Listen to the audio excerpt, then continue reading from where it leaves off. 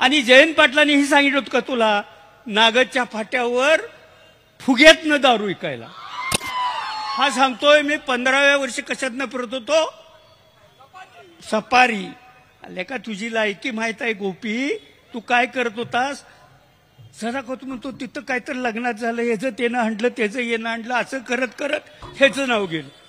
लेका ती ज्या बाईच्या गळ्यातलं चोरलं तिनं तक्रार घातली, उगा ह्याचं त्याचं केलं नाही. कोण अवलाद अनाजी पंताची बसल्या ना. आणि संस्कृती आहे का महाराष्ट्रात? संस्कृती आहे का? तुमच्या घरातली संस्कृती बाहेर आली पाक. हा पडळकर बोलला आणि आवाड साहेब 3 दिवस मला झोप नाही. गोप्याला आणूया का उचलून?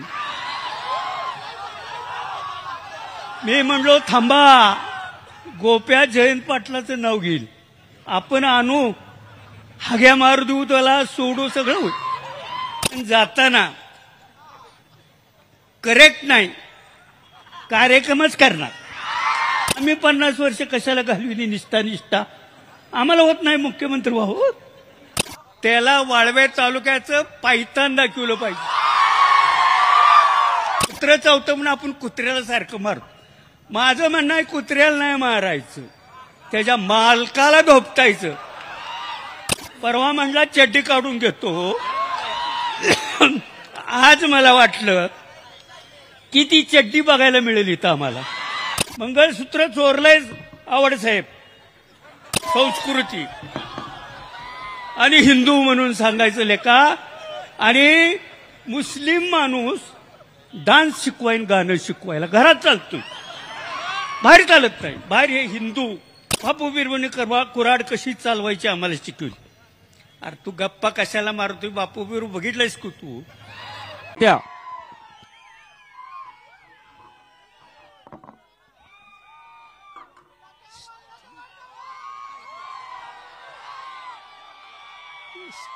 स्टेजवर उपस्थित असणारे पक्षाचे अध्यक्ष शशिकांत शिंदे साहेब, आमचा आयडॉल आव्हाड साहेब, रोहित दादा, सर्व खासदार आमदार आणि माझ्या सर्व मित्रांनो, मला कधी वाटलं नव्हतं की स्टेशन चौकात बोलायची आपल्यावर वेळ येईल. कारण हा चौक फार ऐतिहासिक आहे. राजाराम बापूंची इथं सभा व्हायची आणि त्या सभेमध्ये आम्ही असायचो. इथं अजितराव घोरपडे, विलासराव जगताप आहेत. परंतु आज परिस्थिती अशी आली की मला बोलल्याशिवाय गत्यंतर नाही असं वाटायला लागलं. कारण हा पडळकर बोलला आणि आव्हाड साहेब 3 दिवस मला झोप नाही. कारण राजाराम बापूंनी मला बोटाला धरून राजकारणामध्ये आणलं आणि संपूर्ण महाराष्ट्र, देश आणि जग दाखवलं. अरे आम्ही विद्यार्थी असताना मला कळत नव्हतं राजकारण कसलं आहे, यायची इच्छाही नव्हती. आता सारखं कुणाचं पाय झिजवायला लागत नव्हतं. आणि कारखान्याची मोठी निवडणूक लागली वसंतदादा आणि राजाराम बापूंच्या मध्ये. त्यावेळेला कॉलेजमध्ये काम करत असणारा वाळव्याचा हा दिलीप पाटील राजाराम बापूंनी आपल्या कारखान्याचा संचालक केला. 73 साली इथं असणारे किती जण जन्माला आले ती मला माहित नाही. आणि 73 पासून शेवटच्या क्षणापर्यंत राजाराम बापूंची सावली म्हणून मी राहील. माझ्यावर संस्कार बापूंचे आहेत. तुम्ही नाव दिलंय संस्कार. आजचं ही संस्कार शिबिर. अरे जी माणसाला संस्कार कशाबरोबर खातात माहित नाही त्याला आपण संस्कार दाखवून उपयोग आहे का? त्याला वाळवे तालुक्याचं पायतान दाखवलं पाहिजे. आज मर्यादा सोडतोय मी. हा, आणि बापूंनी आम्हाला इथं आणलं. अरे या अंगावली कपडे सुद्धा बापूंनी घेतली. संपूर्ण उभा आम्हाला केलं, संस्कार केले. चमचा कसा धरायचा हे शिकवलं, लोकांशी कसं बोलायचं शिकवले. गोड सांगतो, आम्ही एकदा जिल्हा जनता पक्षाचे अध्यक्ष अण्णासाहेब डांगे झाले आणि अण्णासाहेब डांगे, मी राजाराम बापू गाडीतून जातो. मी जरा अण्णासाहेब डांगेची चेष्टा केली, काहीतरी म्हणलो. बापू लागलीच माझ्याकडे डोळे उठून, दिलीप तुला कळतं का रे मोठ्या माणसांशी कसं वागायचं असतं. मी हसून म्हणलो, बापू ह्यो माझा क्लासमेट आहे. अण्णासाहेब डांगे तुझा कसा क्लासमेट? अहो त्यांचा इंग्लिश विषय राहिलता म्हणून माझ्याबरोबर होते. म्हणजे बरोबरच्या माणसाशी सुद्धा कसं वागले बापू शिकवायचे. एकदा रेस्ट हाऊसला होतो आम्ही पुण्याच्या, SM जोशी त्या ठिकाणी, संभाजीराव काकडे, अन्य मंडळी, गप्र प्रधान आली. मी झोपलेलो होतो. कोण झोपले इतके उशीर? दिलीप आहे तो. त्यावेळी मी महाराष्ट्र युवा जनताचा अध्यक्ष होतो. उठू नका म्हणले, रात्री उशीर झाला. त्यातनं मी उठलो. मला म्हणले बघ तिथं मिसरी काढून ठेवल्या, तेवढा टूथपेस्ट नव्हती, मिसरी काढून ठेवल्या, पाणी भरलंय आणि तेलाची बाटले आंघोळ करून. अरे कुठला नेता पाणी काढून देणार आहे तुमच्यासाठी?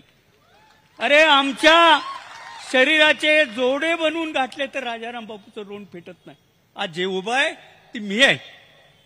महिन्याला 1000 रुपये आम्हाला द्यायचे त्या काळामध्ये, हळूच द्यायचे. कुठल्या तर कंपनीत, नामदेवराव मत्यांची कंपनी पुण्याला होती, आणि त्यातनं साठवून मी इस्लामपुरात प्लॉट घेतला आणि घर बांधलं. घरात पाय ठेवताना राजाराम बापू दिसतात मला. आणि त्या महामानवावर जर असले अवलाद बोलत असेल तर ज्या क्रांतिकारकांच्या गावामध्ये मी वाळव्यात जन्माला आलोय, मी लायक नाही असं मला वाटतं. माझी पोरं रात्रीच म्हणतो ती वाळव्यातली, अरे टायगर अभी जिंदा है. गोप्याला आणूया का उचलून? मी म्हणलो थांबा, गोप्या जयंत पाटलाचं नाव घेईल, आपण आणू, हाग्या मारू देऊ, त्याला सोडू, सगळं होईल. शिवाजी वाटेगाव बापू विरू एक प्रस्त मोठ, त्यांच्या नावाची भीती घालतंय परवा. बापू बिरुने कुऱ्हाड कशी चालवायची आम्हाला शिकवली. अरे तू गप्पा कशाला मारतोय? बापू बिरू बघितलंयस का तू? त्या बापू बिरू जवळ आम्ही असायचं. आज शिवाजी कुठनं घडला? आमच्या जवळच. तरी तू आज बोलला नाही का? दाबागलास. परवा म्हणला चड्डी काढून घेतो. आज मला वाटलं की ती चड्डी बघायला मिळेल इथं आम्हाला गोप्याची. कसं आहे राजकारणामध्ये एकमेकांचं वैर असू दे, पण खालच्या पातळी नको. 50 वर्षात मी अनेक माणसं मोठी पाहिलेत, अनेक मोठ्या माणसांचा सहवास लाभला मला. अनेक गोष्टीमध्ये मी जरा थोडासा आवडसाहेब बाजूला आहे. आता जरा ही बजबज पुरी मनाला न पटणारे. आज इकडं सकाळी असतोय, संध्याकाळी तिकडं जातोय, तिकडे गेला की मंत्री होतोय. आम्ही 50 वर्ष कशाला घालविली निष्ठा? आम्हाला होत नाही मुख्यमंत्री व्हावं. अरे कुठंतरी संयम बाळगायचं. जयंत पाटील एकच नेता होणार आहे, आम्ही होणार नाही. आम्ही मागं पुढे सरलोय. आज त्यांच्यासाठी काहीही करायची आमची तयारी आहे. आता आमचं काय हो, 4 गेले, 2 राहिले, पण जाताना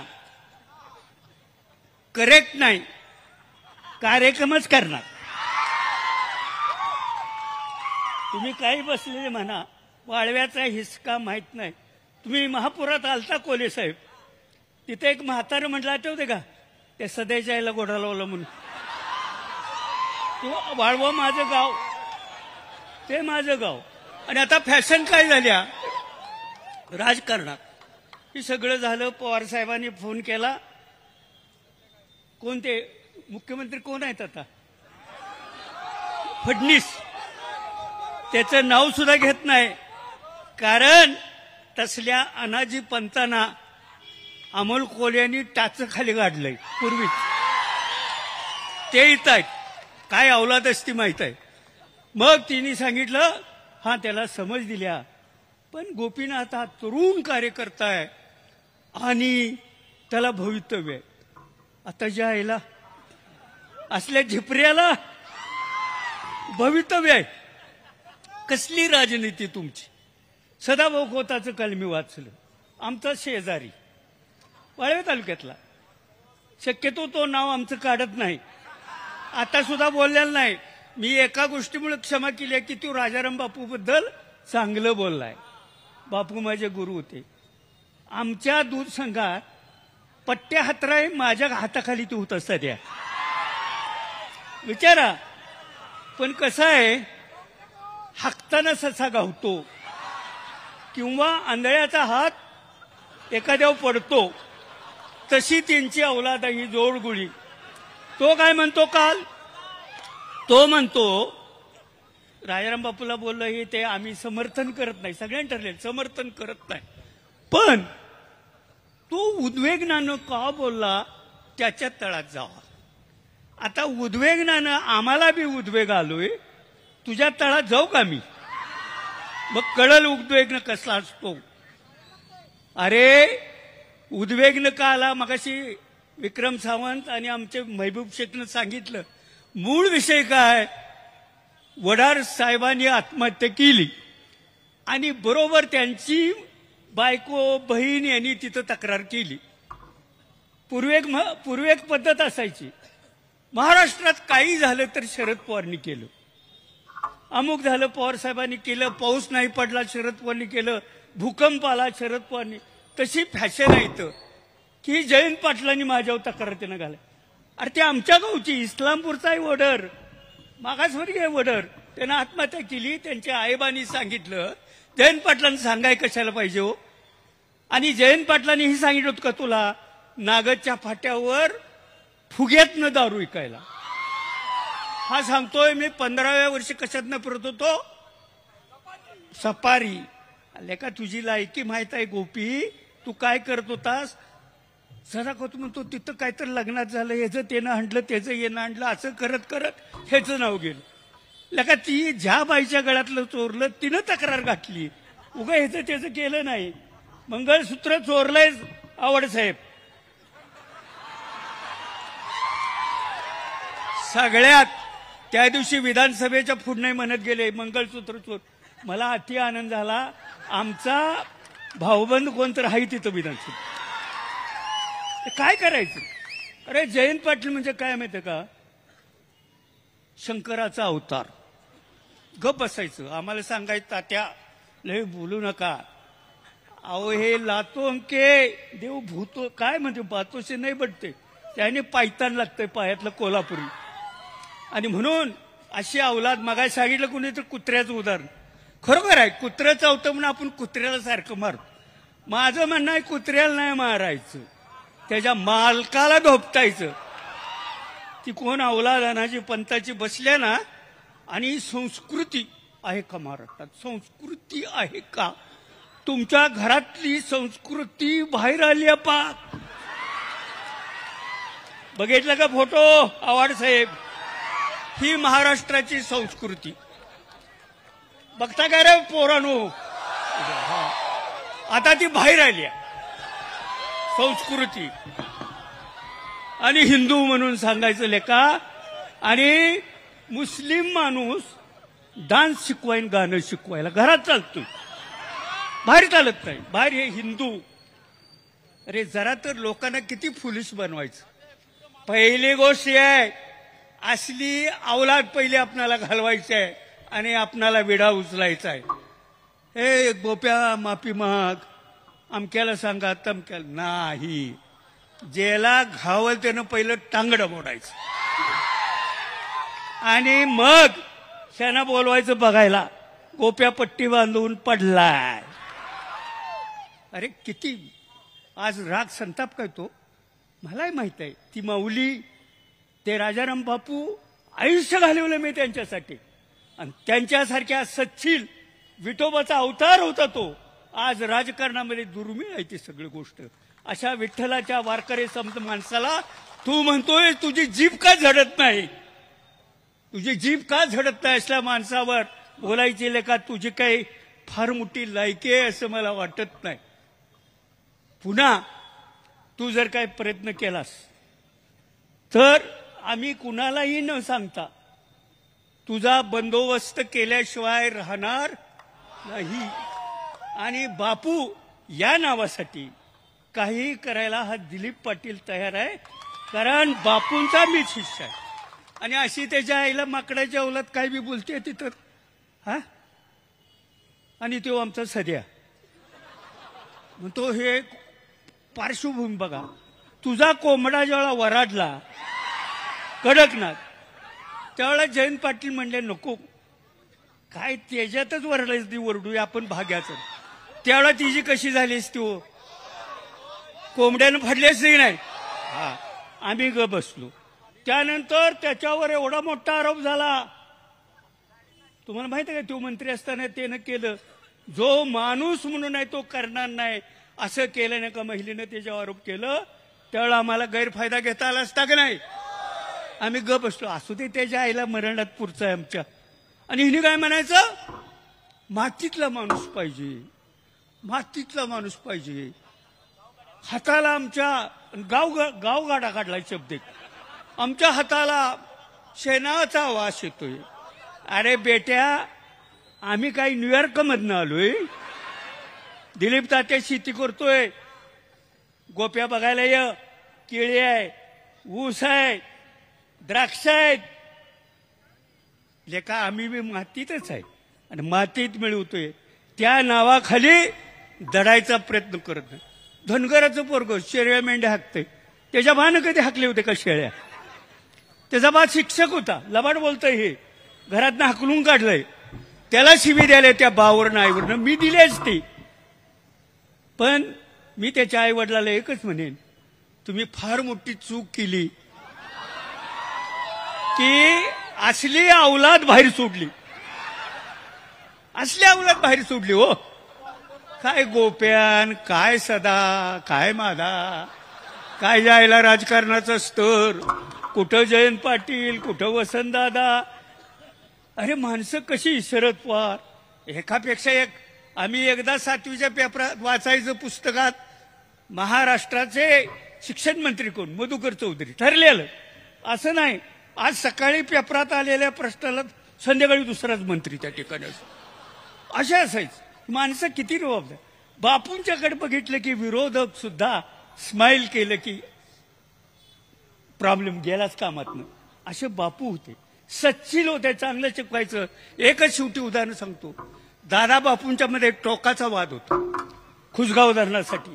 त्यावेळेला आम्ही विद्यार्थी कार्यकर्ते होतो, आम्ही भाषण करायचं, बोलायचं. परंतु अशा टोकाच्या परिस्थितीमध्ये एकदा वसंतदादा वाटेगावला आले बर्डे गुरूंच्या कार्यक्रमाला. त्यांचा बर्डे गुरूंचा मुलगाच. आणि बापू त्यावेळेला काशेगावात होते. मी आणि जनार्दन काका होतो, त्या देवराजचे वडील. बापू म्हटले थांबा वसंतदादा येतात, आपण चहाला बोलूया. बापूंच्या जुन्या घरात वसंतदादांना बोलवलं. आम्ही चहा पित होतो आणि दादांचे पाय सुजलेले होते. राजाराम बापूंनी ती पाय असे दाबून पाहिले आणि दादा हे काय केले म्हटले, तुम्हाला हे पाय सुजले, दाबले तर वर येतंय, ताबडतोब त्याचा उपचार करा. अरे अशी माणसं एकमेकाच्या काळजी घेणारे मी पाहिलेत. टोकाचा संघर्ष असणार. इथं कार्यक्रम घेतला शिवाजी विद्यापीठाला, माणिकराव साळुंक्याला आम्ही चेअरमन केलं त्यावेळेला NSY मधनं. आणि दादान बापूंचा कार्यक्रम त्या संघर्षात KWC कॉलेजमध्ये घेतला. कार्यक्रम संपला आणि गाड्या लागल्या. दादा गाडीत बसणार, बापू गाडीत बसणार. दादा म्हणायचे बापू बसान, बापू म्हणायचे दादा बसा. आणि एकमेकाला त्यांनी आदरानं गाडीत बसवलं आणि मग ती गेले. हे पाहिल्याला मी आहे, जिवंत आहे अवशेष राजाराम बापूंचा. अरे ती माणसं कुठं, लाख मोलाची आणि ही कवडी मोलाचा कुठला गोप्यान कुठला काय. तुम्हाला एकच विनंती करेन, वक्ते बरेच बोलणार आहेत. आज जरा घरात बसू वाटलं नाही. कोले साहेब, जर मी आज इथं बोललो नसतो किंवा गोप्याला शिव्या दिल्या नसत्या तर मी राजाराम बापूंचा मानसपुत्र म्हणून घ्यायला लायक नाही असं मला वाटतंय. आणि म्हणून शेवट, पुन्हा जर तू राजाराम बापूंच्यावर बोललास, जयंत पाटलांच्यावर बोललास तर तुझी जीभ हसडून हातात देईन. एवढं मनगटात अजून ताकद आहे दिलीप तात्याच्या. हा पुन्हा नाव काढ सांगतो, त्या जयंत पाटील सदाचे जे राजकारणात आलेलं नाही, जयंत पाटलाला आम्ही राजकारणात आणलंय. आणि आवाड साहेब हातातल्या फोडाप्रमाणे आमच्या तालुक्यानं जपलंय. राजाराम बापूंची जशीच्या तशी टीम जयंत पाटलाच्या मागे उभा राहिली. आज जुनी जी माणसं आहेत पुन्हा छातीचा कोट करून जयंत पाटलाला आणतील. जयंत पाटलाच्या राजकारणाला महाराष्ट्रामध्ये न्यायला आमच्यासारख्या माणसांनी फार जपणूक केलेली आहे. त्याचा उद्रेक 2 दिवस बघतोय आम्ही स्वतः. मी तिकडे गेलो नाही का, पोरं जरा मारू देत 4 लाता, देऊ देत शिव्या, जरा होऊ दे गोंधळ, आणि शेवट आपण बघू. पुन्हा एकदा आपण सर्वजण आलात, मला आनंद झाला. ही पार्टीकडून आमची अपेक्षा आहे. ज्या वेळा एखाद्या कार्यकर्त्यावर अन्याय होतो, भले जालन्याला होऊ दे, सोलापूरला होऊ दे, अन्य कुठं होऊ दे, त्या ठिकाणी आपण सगळ्यांनी एकजुटीने गेलो पाहिजे, तर आपली ताकद राहील. नाहीतर शशिकांतचं झालंय जाऊ दे तिकडं, लंक्यांचं झालंय जाऊ दे तिकडं, असं नाही. जिथं कुणावर अन्याय येईल त्यावेळा ही जनता तिथं गेलीच पाहिजे आणि त्या आपल्या कार्यकर्त्याला संरक्षण दिलं पाहिजे. ही बापूने आम्हाला शिकवलंय. आणि आज पुन्हा इथं बापूंच्या पुतळ्यापुढं बापूंना साक्ष ठेवून मी शपथ घेतली होती. ज्या दिवशी मी राजकारणात मला कारखान्याचं संचालक केलं, मी सांगितलं मावळत्या सूर्याला साक्ष ठेवून सांगेन की राजाराम बापू, तुमच्या राजकारणामध्ये दिलीप पाटील हा बाजी प्रभू होईल, इतर गेलेत पळून, त्यांच्यासारखा सूर्याची पिसाळ होणार नाही हा शब्द दिला. आणि म्हणून आजपर्यंत मी या ठिकाणी आहे. मला बी फोन आलं की विधानसभेला यांच्या विरुद्ध उभा राहा, जयंत पाटलाच्या विरुद्ध राहा. येत आहे हो, येणारच की, इतक्या जवळच आम्ही जयंत पाटलांचा आहे. म्हणून मला का उभा करताय? नाही, तुम्ही म्हणजे जयंत पाटील आहे. एवढी अक्कल असती तर कशाला विचारताय मला? जयंत पाटील म्हणजे मी आहे. आम्ही नेटानं प्रचार केला, मतं कमी पडली, सगळ्यालाच माहित आहे कशी कमी पडली. गोप्या कसा निवडून आला, त्याला आभार ठेवलं झालं. 40,000 म्हणतोय मत आहे. पहिल्यांदा वालेच रे, जयंत पाटील 8 वेळा निवडून आलंय, लक्षात आहे का? आमच्या इथलं वाळव्याचं साधं गावातलं पोरग ग्रामपंचायत उभं राहिलं तर गोप्याचा पराभव आम्ही करू शकतो. आता मनाव घेतलंय, छुट्टी नाही. कुणाचं बी पोरगा असू दे, म्हशीच्या ह्याच्यात हात घातलेला असू दे, नाहीतर शेतात घातलेला असू दे, तुझा वासच काढतो की नाही बघ. एवढंच या ठिकाणी सांगून आपली रजा घेतो. कारण वक्त्यांना, बाहेरच्या पाहुण्यांना सन्मान करणं आपलं संस्कृती आहे. जरा संस्कृतीच्या बाहेर बोललो असलो तर माफ करा, एवढंच सांगतो आणि गोप्या पुढेला शिव्या देऊन थांबतो. धन्यवाद. अत्याधुनिक आणि सर्व सोयी सुविधांयुक्त रुग्णांच्या आरोग्याची काळजी घेणारं आपलं हॉस्पिटल लक्ष्मी नारायण हॉस्पिटल. संपर्क 023 42 22 57 75.